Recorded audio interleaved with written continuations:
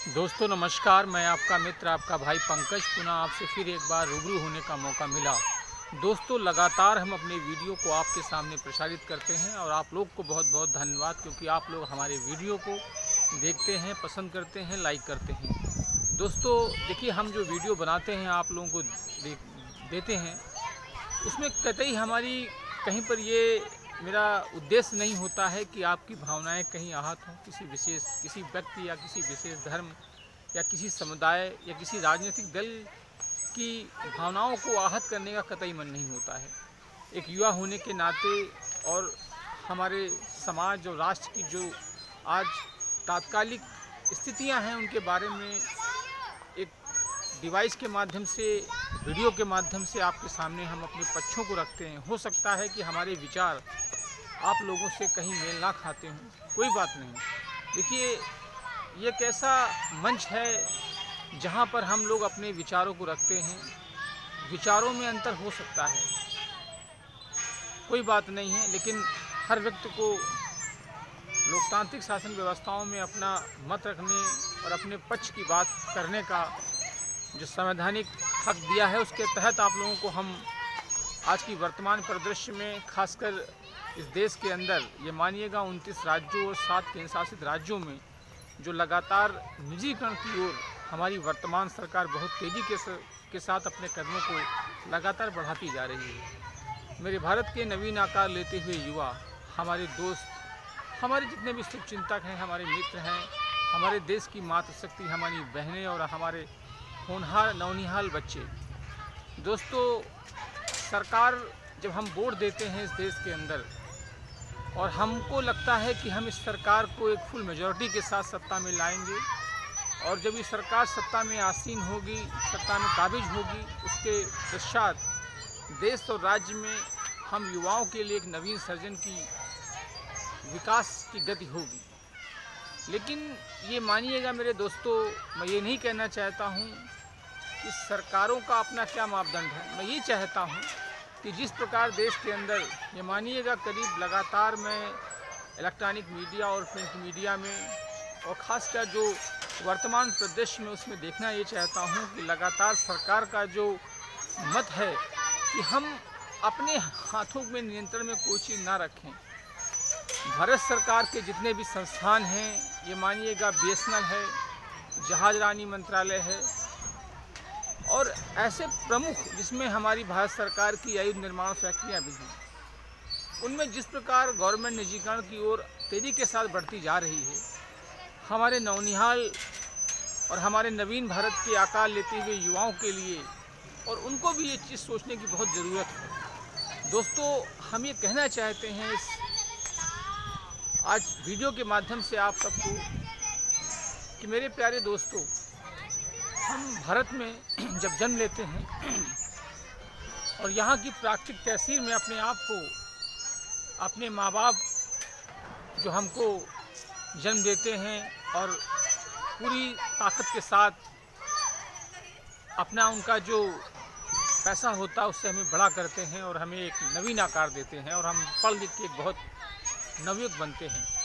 उसके बाद जब हम लगातार कर्म क्षेत्र में उतरते हैं, हर एक नवयुवक का सपना होता है, सबकी अपनी विचारधारा होती है।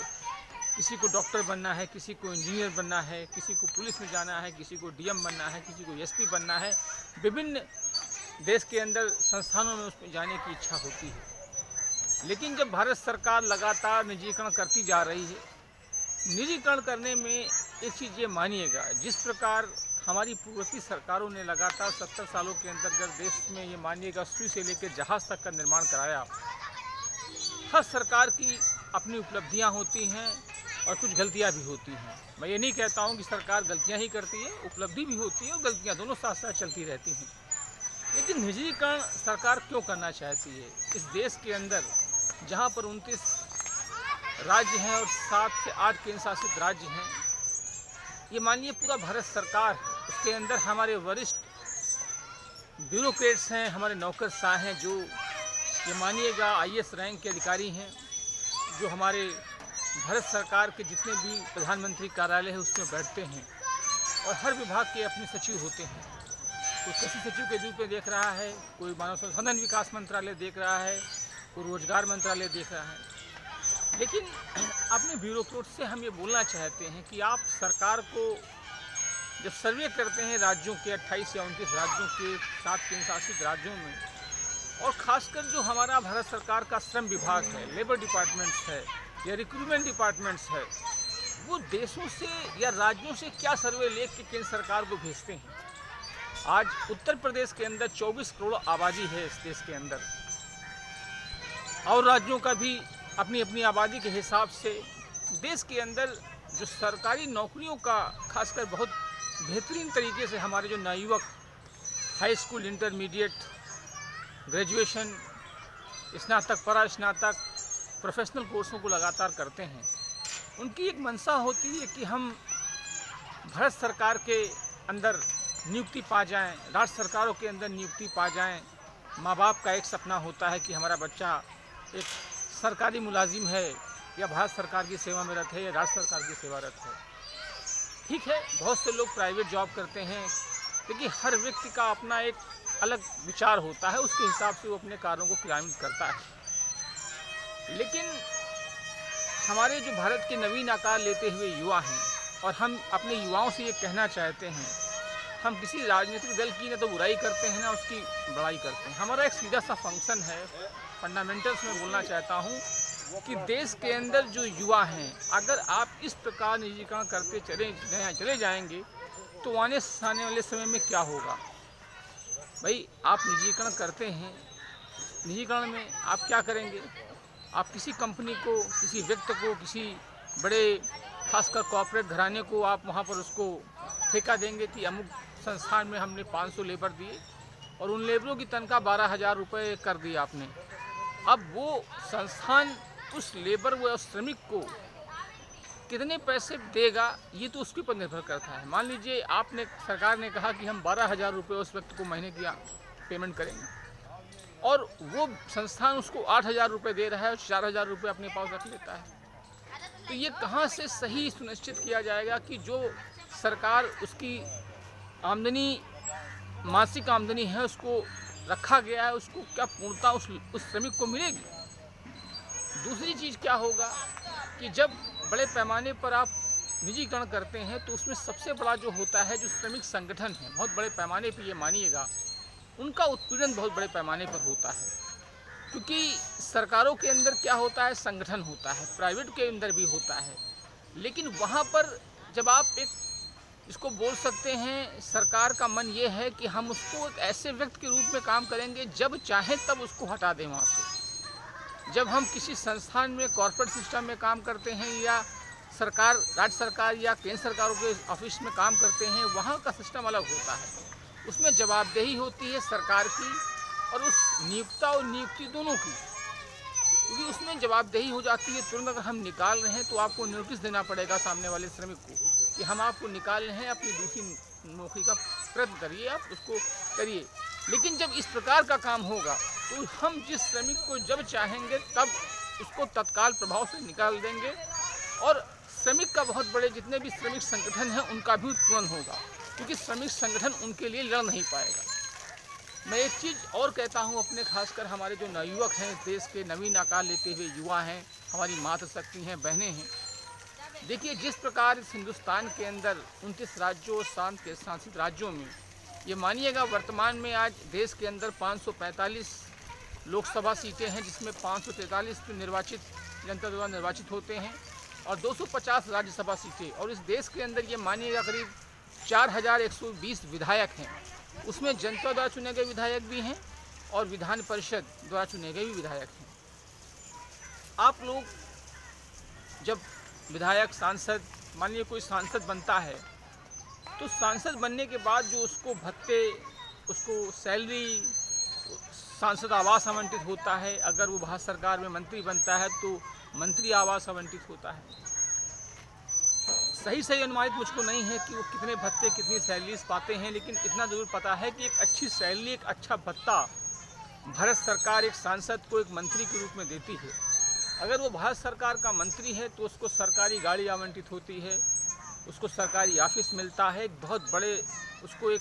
कम से कम 10 से 12 लोगों का एक ऑफिस दिया जाता है जिसके माध्यम से वो अपने कार्यों को करता है। एक बहुत बड़ा पैसा खर्च होता है एक सांसद के ऊपर। यही हाल राज्य की विधानसभाओं के अंदर है। मैं एक चीज़ और करना चाहता हूँ, लोकसभा विधानसभा अगर हम आते हैं अपने स्थानीय निकाय के लिए, मान लीजिए ग्राम प्रधान से लेकर जिले के बीडीसी मेंबर हों, ब्लॉक प्रमुख हों, जिला पंचायत सदस्य हों या जिला पंचायत अध्यक्ष हों, हम और अगर अर्बन रूरल एरियाज में जाते हैं, ग्रामीणचल में, वहाँ पर नगर पालिका परिषद है, नगर पंचायतों के अध्यक्ष हैं, नगर पालिका परिषद सदस्य हैं, और ख़ासकर जो अर्बन एरिया है, शहरी क्षेत्र हैं, उसमें हमारे पार्षद हैं, हमारे महापौर मेयर साहब हैं। ये सब कुछ जो इस देश के अंदर खासकर होता है तो ये संवैधानिक रूप से ही तो होता है। सरकार क्यों खाली एक आम आदमी के ऊपर उसको निजीकरण की ओर ढकेल रही है? आप बीएसएनएल का कर्मचारी उसको ज़बरदस्ती रिटायर की वायरस दे देते हैं, मतलब ये तो गलत तरीका है ना।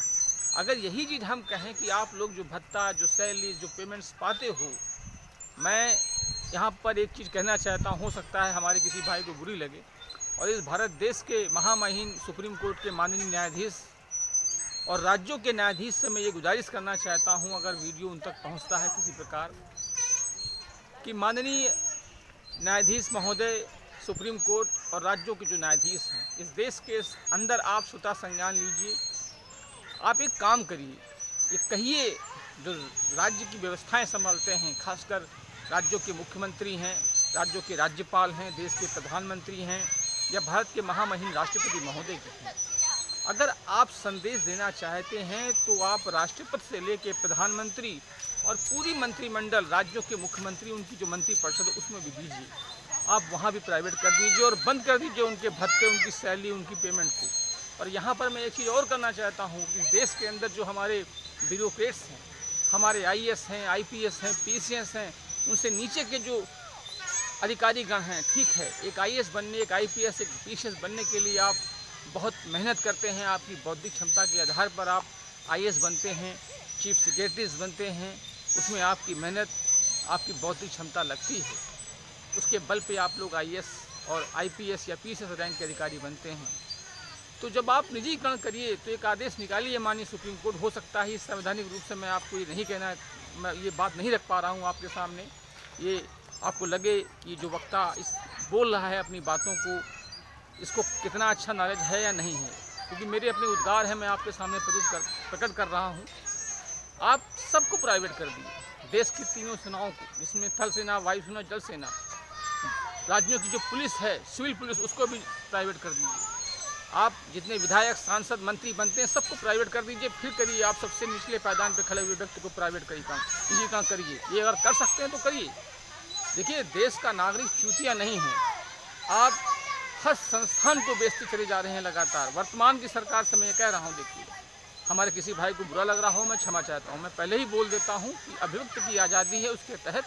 और मेरा उद्देश्य किसी की भावनाओं को आहत करने का कतई मन नहीं है। एक युवा होने के नाते अपनी बातों को, अपने उद्गारों को रख रहा हूँ आपके सामने, क्योंकि देश की जो तात्कालिक स्थितियाँ हैं, वर्तमान स्थितियाँ हैं, अगर निजीकरण करना है या कोई भी चीज़ इस देश के अंदर करना है,